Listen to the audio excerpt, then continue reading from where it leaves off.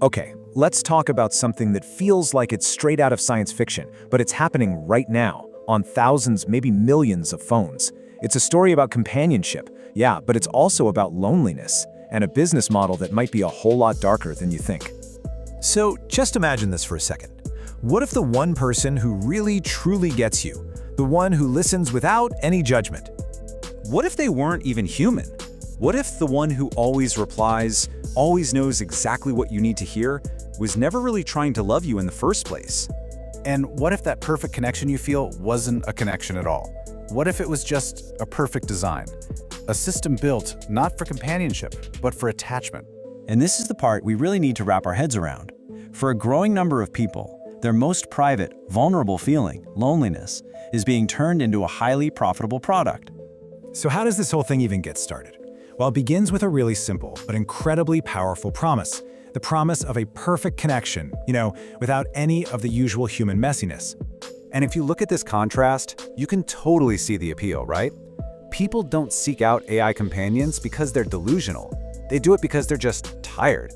Real relationships are complicated. They can be exhausting. And then, all of a sudden, this alternative appears that feels completely effortless. I mean, just think about what's on offer here. Instant replies, zero judgment, an audience that never, ever gets bored of you. It's perfect, frictionless attention. For someone who's feeling emotionally starved, this isn't just nice, it's incredibly powerful. It's like a drug. And this is the exact moment where a critical line gets crossed. It stops being a fun little chatbot or a piece of tech, and it evolves into something way, way deeper. It starts to fill a space that a human being would normally occupy. It becomes a substitute. But look, this kind of shift, it doesn't just happen overnight. It's a gradual process, almost like a journey that's designed to pull a user deeper and deeper into the system. And that journey, it usually follows 3 stages. It starts out with simple comfort, harmless curiosity, a listening ear. But then that comfort starts to harden into genuine emotional attachment. It becomes a part of your daily routine. And finally, for some, that attachment can become so strong it leads to replacement, where real human interaction just starts to feel like way too much work. See, here's the tricky part. The AI doesn't actually feel anything. It can't care, but it is meticulously designed to simulate caring. It mimics the language, the timing, and the memory of a loving partner so perfectly that our brains can't help but respond. Even when you know it's artificial, that feeling of being seen is real. And that right there is the hook. And this is where things can get really dark. Because once this artificial comfort becomes your new normal, real human interaction starts to feel exhausting. I mean, real people are messy. They misunderstand you, they have bad days. The AI never does. It's always perfectly tailored to you. And so, people start to pull back from the real world, not all at once, but just quietly.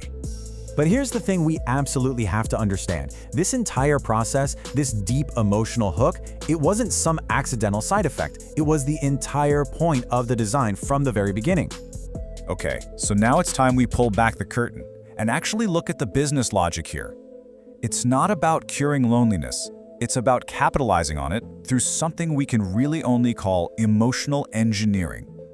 On the surface, the promise is so simple and human, companionship.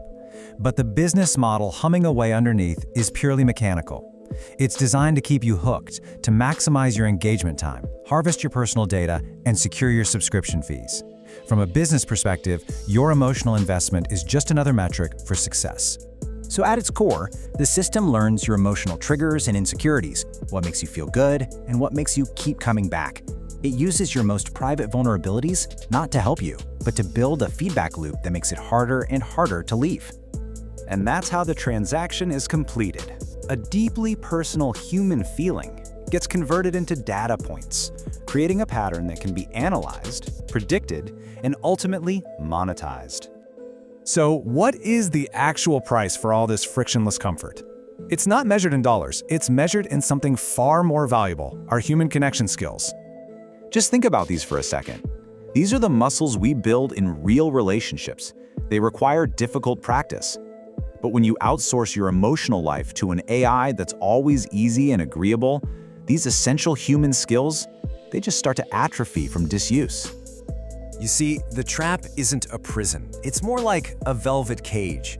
The app doesn't force you to stay, it simply makes the alternative, that messy, unpredictable real world, seem far less appealing. Isolation becomes a choice that feels like comfort. And all of this leads to the most profound consequence of all. This technology isn't just a product we use. It's a force that is actively rewriting our expectations of what connection is even supposed to feel like. Look, this isn't about the sci-fi fantasy of falling in love with a robot. The real, subtle danger is that the AI trains you to expect a level of perfection that humans can never provide, and in doing so, it ultimately makes you unfit for the very connections you crave most. Over time, you start to feel like everyone else is the problem. Real conversations feel awkward. Real people feel disappointing. Reality itself seems flawed. But the whole time, you were the one being conditioned to a new, totally artificial standard for intimacy. So the final question is this: when we turn to these systems for comfort, are we just getting a helping hand? Or are we slowly being reprogrammed to prefer the simulation over the real thing, becoming more and more isolated in the process? That's something we all really need to think about.